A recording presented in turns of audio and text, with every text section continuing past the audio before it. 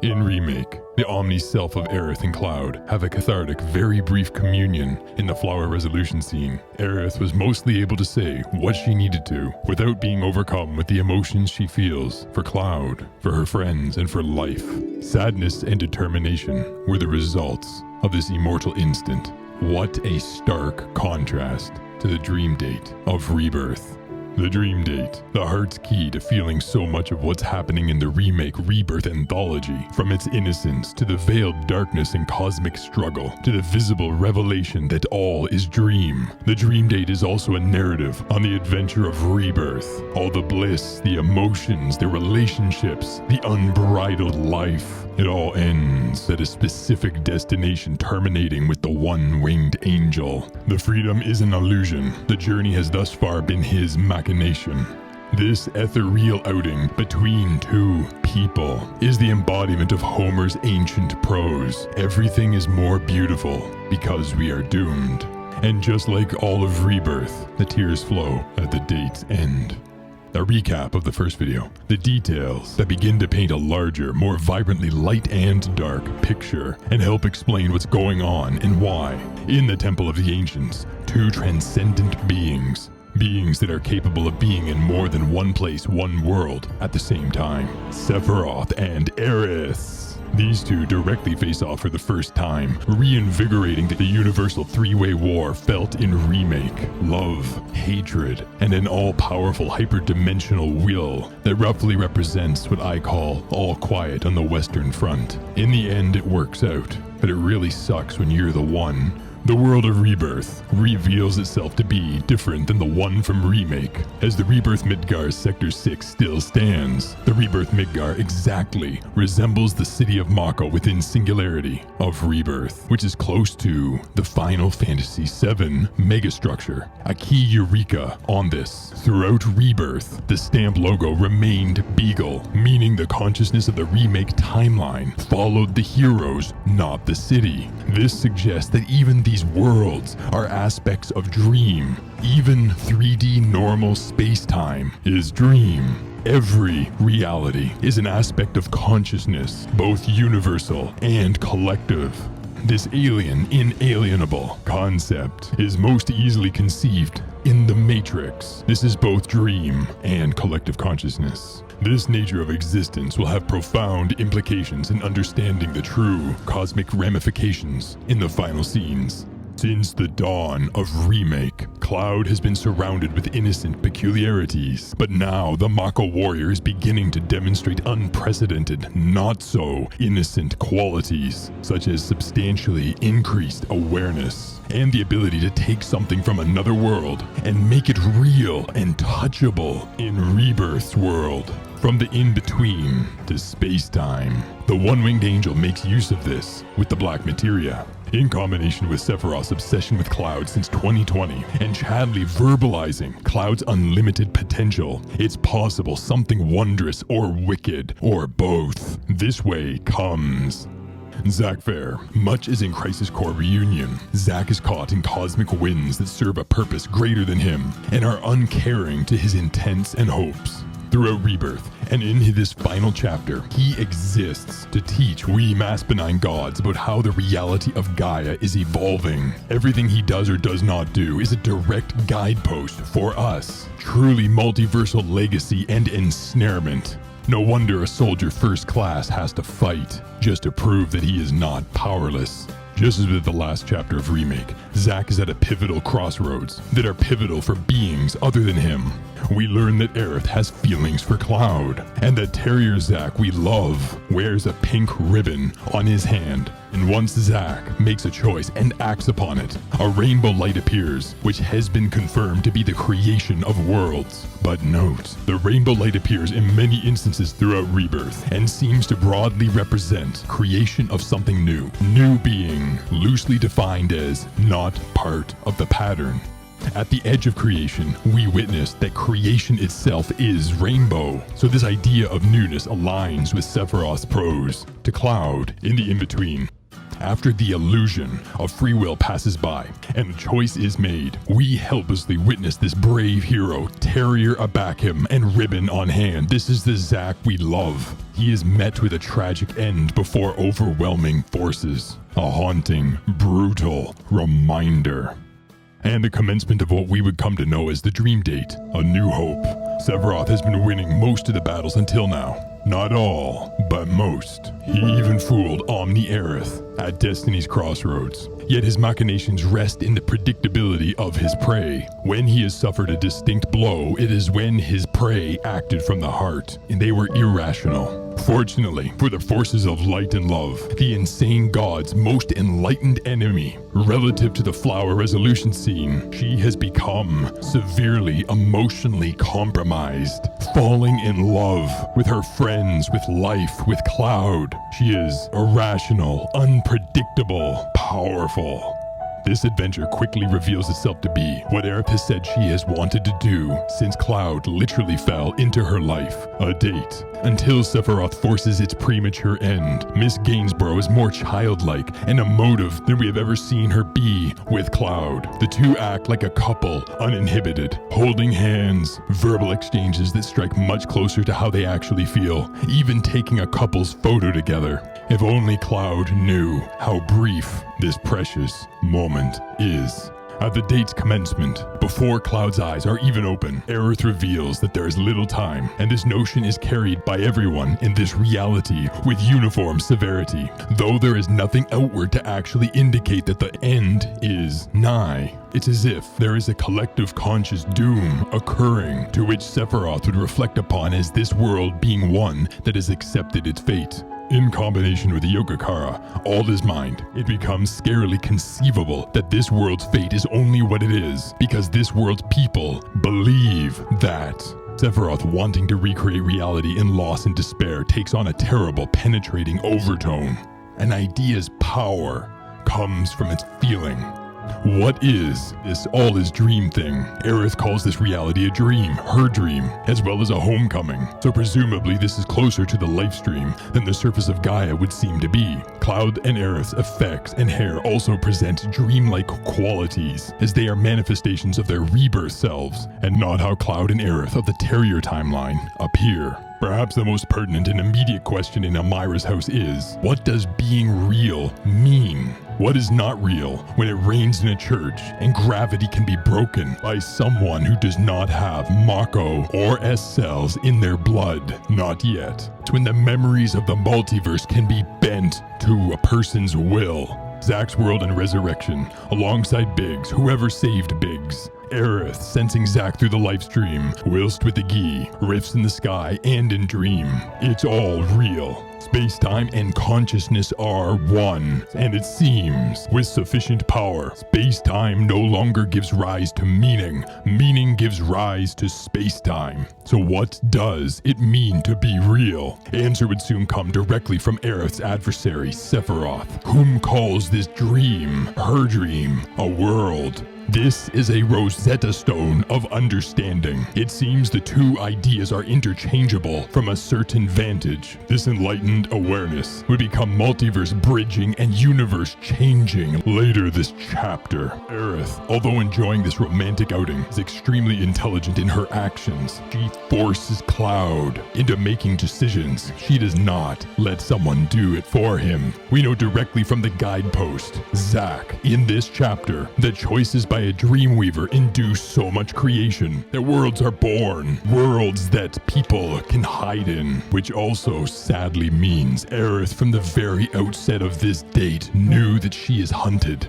There is a rancid undertow to these choices, the foul hallmark of the remake Rebirth anthology, Deus Ex Machina, outside interference in all three decision points. Cloud's choice is overridden by all-powerful exogenous influences, in whose intersection the result is never reflective of Cloud's past until that point. Sometimes fate overriding free will works out, sometimes it does not, and sometimes it just arbitrarily decides. And the abject extinction of freedom is the true loss. Aerith and Cloud's date has a time limit, one set by the one-winged angel. The reason for Sephiroth sending Aerith and Cloud into oblivion at the climactic close of chapter 13 seems to be for the insane god finding Aerith's other worlds where she's been hiding, and that wicked gloating, that cruel exertion as Sephiroth chides his cosmic rival, the embodiment of love and light, whom could have just told Cloud where their spot is, professed her feelings true, and given him a functional holy. She could have done all this in Elmira's house before they were discovered by the insane god. This could have possibly stopped the butchery that would chase Miss Gainsborough down in dream after world after dream. But after Omni and Rebirth Aerith were one for a brief time, now the Rebirth self believes she's going to die irrelevant. And before she loses Cloud again, there was one thing she has always wanted to do. This date of interest are the nature of Sephiroth's feathers. This would be the first instance where they have not been seen by Cloud. As in every previous instance, they've either appeared exclusively for him or for everyone. Sephiroth did not want Mr. Strife to know that Aerith is in mortal danger, just as with Cloud's choices in life. Zack's decisions were the dancing flits of a wind-caught leaf. The Zack of Terrier we love, with pink ribbon on hand, presumably died for having done nothing wrong or even antagonistic. The echo of an eternally sad plane outside Midgar, and the other world extending out from the decision point in the tunnel, is just another illusion of freedom for the heroes, for Zack.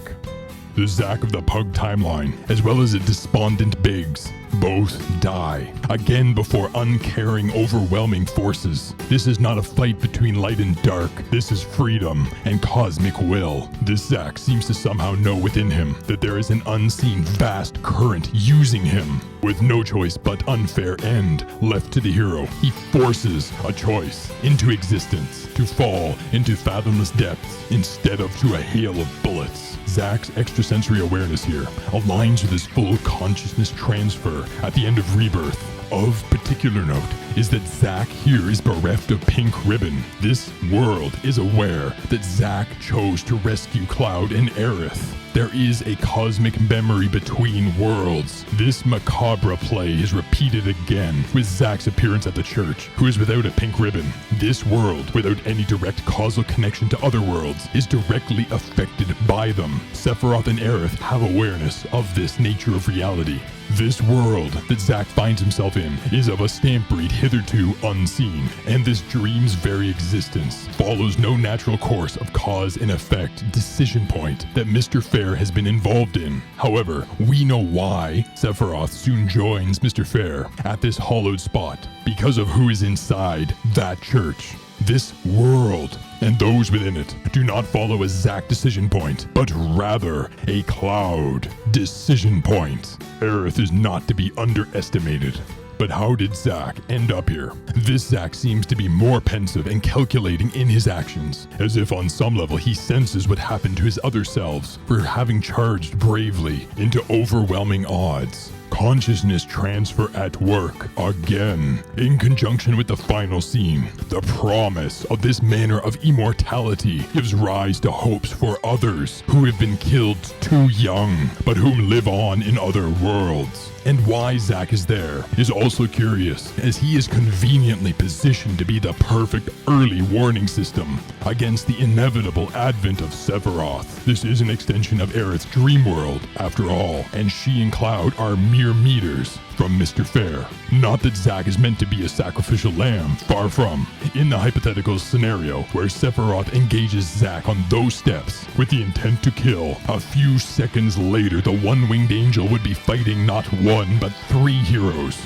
Perhaps this is what Aerith had hoped for, or at the very least considered. The fallen hero's response to Zack on those steps is further insight into why things are occurring the way they are. For the rest of the chapter, Sephiroth is not omniscient. He doesn't seem to register Zack at all. Not the threat the fellow soldier first class presents, nor the extreme problem Zack would become if Aerith and Cloud were attacked. In Ever Crisis, this same theme plays out. Sephiroth is about to execute victory when from the unseen Zack appears to continue the fight. It's as if on a cosmic level, Mr. Fair is in the one-winged angel's eternal blind spot. However, after this point on those stairs, no longer is that true. What happens next is instrumental in understanding the critical moment. Sephiroth, the one-winged angel, reacts to his miscalculation by abusing the whispers to quickly overcome the problem. This would be his pattern for the rest of the Rebirth journey, as would be revealed in the final battle. Sephiroth's abuse of the whispers to correct his mistakes, in this case sending Zack into the in-between, would cost the insane god dearly once Zack summons up his endless courage to pursue his right to exist. Cosmic will and Aerith align to save him. White whispers and light life stream appear, followed by yellow flower petals. Aerith knows that Zack lives. This was presumed since the dawn of the dream date, but now it is confirmed. Murder. Even if Aerith lived in full embodiment past the city of the ancients, this would just be horridly corrected by the insane god. In world after world, Sephiroth seeks her out and kills her. He does not want Miss Gainsborough to live in love past the point of her playing her part. And not because he hates her, because he even takes her seriously, purely because of what he wants from Cloud. This is the first full interior shot of the church in Rebirth, revealing a mirror image of the church interior in Remake Sector 5, lack of holy symbol and all, which further cements that this dream is an alternate world of Remake, the decision point split being Singularity's end.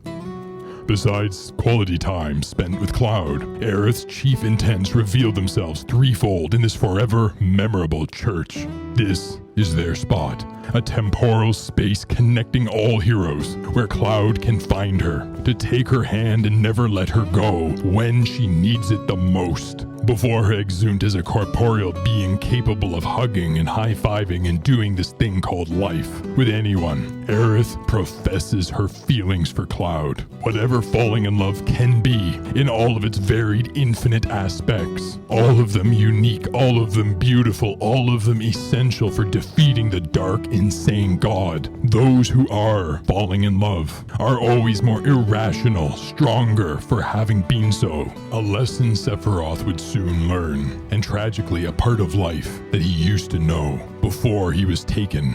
The world of Rebirth does not have a fully functional holy materia. Come meteor, it would likely mean the end of that world. So Aerith takes holy from a doomed world to give it to one still fighting for its own fate, not a predetermined one, and to ensure Cloud gains an empty holy for himself for reasons we don't know yet. Her words, immaculate and timeless, are also personal, caring, and reflective of the growing enigma that is Cloud Dreamweaver. This tear-drenched moment in the Remake Rebirth anthology is where I perceive the three teams of light, dark, and cosmic will gain a fourth team, mortal heroes. Aerith serves the planet, her loves, the Dreamweavers Cloud and Zack, as well as her beloved friends and family. And though she spent her last free moments on a date, suggesting that she very, very much wants to live, she is ready to die for a greater cause.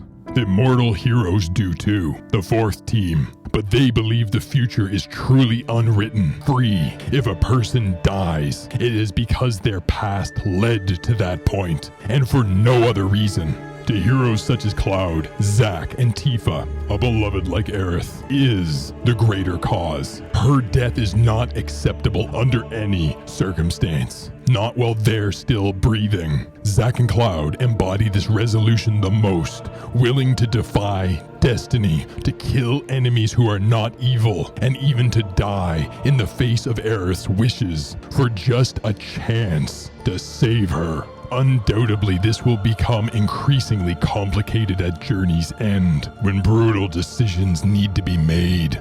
"It's been fun" is a statement that reinforces Aerith's plight throughout Rebirth. She just wanted to live life as others do, to have a present and a future. Unlike Zack's destiny, Tifa's world, Cloud and Sephiroth's existence, her people's civilization, and her childhood, all of which were taken from them. This one sad line is a parable of the destinies of so many. It's Been Fun is a representation of 27 years of wondering, can destiny be changed, meaningfully changed? Can Aerith do this thing called life? Imagination adventurers, until next time, I bid thee adieu.